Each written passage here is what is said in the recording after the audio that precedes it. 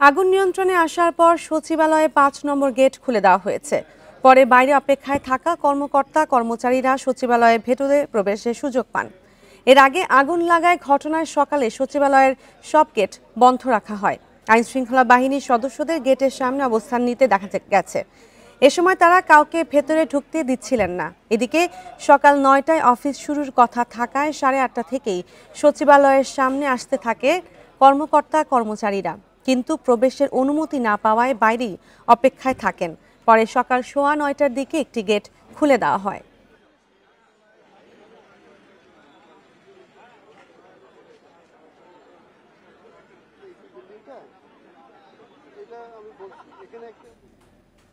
এবার সচিবালয় থেকে যোগ দিচ্ছেন সহকর্মী হাসিফ মাহমুদ শাহ। বিস্তারিত জানাবো তার কাছে। হাসিফ, সচিবালয়ে আগুনের ঘটনায় কি প্রভাব পড়েছে এবং কর্মকর্তা কর্মচারীরা ভেতরে প্রবেশের সুযোগ পেয়েছেন? সচিবালয়ে যে কার্যক্রম শুরু হয়েছে কিনা?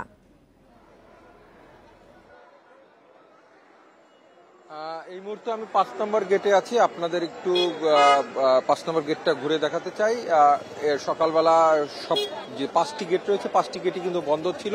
পরবর্তী 9:30টার দিকে এই গেটটি খুলে দেওয়া হয় এবং ওই যে আইডি কার্ড দেখিয়ে সরকারি কর্মকর্তা কর্মচারীরা ভিতরে প্রবেশ করে। এখন বলতে গেলে আসলে অনেকেই আসলে বিভিন্ন কাজে বাইরে ছিলেন, তারা অনেকেই আবার এখন ভিতরে প্রবেশ করছেন। গণমাধ্যম কর্মীরা বাইরে অবস্থান করছেন, তাদেরকে আজকে ভিতরে প্রবেশ করতে দেওয়া হয়নি। আর আরেকটি বিষয় হলো, আমরা ইতিমধ্যে সচিবালয়ে কথা বলেছিলাম, যারা গিয়েছিলেন তারা বললেন যে ভবনটিতে অগ্নিকাণ্ডের ঘটনা ঘটেছে সেই ভবনটিতে এখন পর্যন্ত আইনশৃঙ্খলা রক্ষা বাহিনীর নিয়ন্ত্রণেই রয়েছে। সেক্ষেত্রে ওই ভবনের অন্যান্য মন্ত্রণালয়ে যারা কাজ করে কর্মচারী বা কর্মকর্তা রয়েছেন তারাও ভিতরে প্রবেশ করতে পারেনি। একই সাথে যে ভবনটিতে অগ্নিকাণ্ডের ঘটনা ঘটেছে, যেই মন্ত্রণালয়গুলোতে অগ্নিকাণ্ডের ঘটনা ঘটেছে সেই মন্ত্রণালয়ের কর্মকর্তা কর্মচারীরাও ভিতরে প্রবেশ করতে পারেনি। একই সাথে আমাদের সচিবালয়ের ৬ নম্বর যে ভবন, সেই ভবনটি ২০ তলার ভবন এবং এই ৭ নম্বর ভবন, এই দুটি ভবনই এখন পর্যন্ত কোনো বিদ্যুৎ সংযোগ দেওয়া হয়নি। ফলে এই দুটি ভবনের কার্যক্রম প্রায় বন্ধ রয়েছে। এছাড়া সচিবালয়ের অন্যান্য যে মন্ত্রণালয়গুলো রয়েছে বা অন্যান্য ভবনগুলো আছে সেই ভবনগুলোতে বিদ্যুতের সংযোগ দেওয়া হয়েছে এবং সেখানে স্বাভাবিক কার্যক্রম চলছে বলে আমাদেরকে ভিতরে যারা প্রবেশ করেছেন কর্মকর্তা কর্মচারীরা তারা জানিয়েছেন। আর আরেকটি বিষয় বলে রাখি যে এই ঘটনার প্রেক্ষাপটে সরকার একটু উচ্চ পর্যায়ের উচ্চ ক্ষমতা সম্পন্ন কমিটি গঠন করবে বলে কিন্তু স্বরাষ্ট্র উপদেষ্টা ইতিমধ্যে জানিয়েছেন এবং সাথে সাথে আমরা শুনেছি যে তারা ইতিমধ্যে বৈঠক করছেন এবং কিছুক্ষণ পরে হয়তো স্বরাষ্ট্র উপদেষ্টা বা স্বরাষ্ট্র মন্ত্রণালয় থেকে আমাদের একটি তথ্য দেওয়া হতে পারে যে কি ধরনের কমিটি বা কি করতে চাচ্ছে সরকার, সেই বিষয়টি আমাদেরকে জানানো হবে। আর অনেকেই আসলে যেই ৬ নম্বর এবং ৭ নম্বর ভবনে যারা কর্মকর্তা কর্মচারী রয়েছেন তারা অনেকেই বের হয়ে আসছেন, আপনারা দেখতে পাচ্ছেন। কারণ হলো ভিতরে বিদ্যুৎ বা অন্যান্য ফ্যাসিলিটি না থাকার কারণে এবং কার্যক্রম না চলার কারণে তারা চলে যাচ্ছেন। যে আমরা জানতে চেয়েছিলাম আজকে কি আপনাদের বন্ধ ঘোষণা হয়েছে কিনা, বলছে যে না, এরকম কোনো ঘোষণা আমাদের দেয়নি, যেহেতু কাজ চলছে না অনেকক্ষণ বাইরে দাঁড়িয়ে থেকে তার চেয়ে আমরা চলে যাচ্ছি।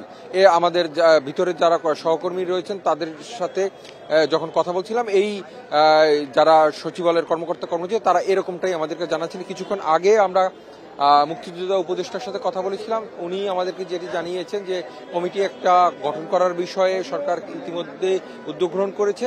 আর ভবনটিতে যে ফ্লোরগুলো পুড়ে গিয়েছে সেইটা সম্পর্কে কিন্তু আইনশৃঙ্খলা রক্ষাকারী বাহিনী এখনো নিবিড় পর্যবেক্ষণ করছেন যে আসলে কোথা থেকে কিভাবে হলো। কিন্তু ইতিমধ্যে কিন্তু ফায়ার সার্ভিসের ডিজি বিডি নিউজ 24.com-কে জানিয়েছেন যে এটি শর্ট সার্কিট থেকে হলেও হতে পারে, কারণ অনেক সময় দেখা যায় যে এক জায়গায় আগুন লাগলে অন্য অন্য জায়গাগুলো শর্ট সার্কিট হওয়ার একটা সম্ভাবনা থাকে। উনি ওনার সম্ভাবনার কথা জানিয়েছেন, কিন্তু পূর্ণাঙ্গ তদন্তের মাধ্যমে আসলে এই বিষয়টি আসলে সামনে চলে আসবে বলে উনি সেটিও কিন্তু সেই গণমাধ্যমকে জানিয়েছেন।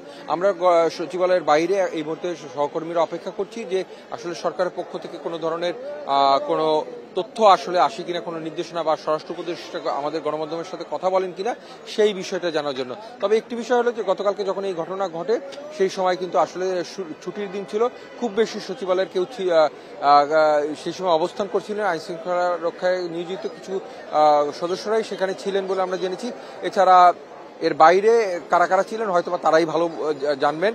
আর এই বিষয়টা অনেকে নাশকতা বলছেন, সেটিও কিন্তু আইন শৃঙ্খলা রক্ষায় যারা তদন্ত করছেন তারা বিষয়টি কিন্তু খতিয়ে দেখছেন যে আসলে কোথা থেকে আসলে এই ঘটনাটি ঘটলো। এই ছিল আমার কাছে সবশেষ। জি, সচিবালয়ের সর্বশেষ পরিস্থিতি জানাচ্ছিলেন সহকর্মী হাসিফ মাহমুদ শাহ।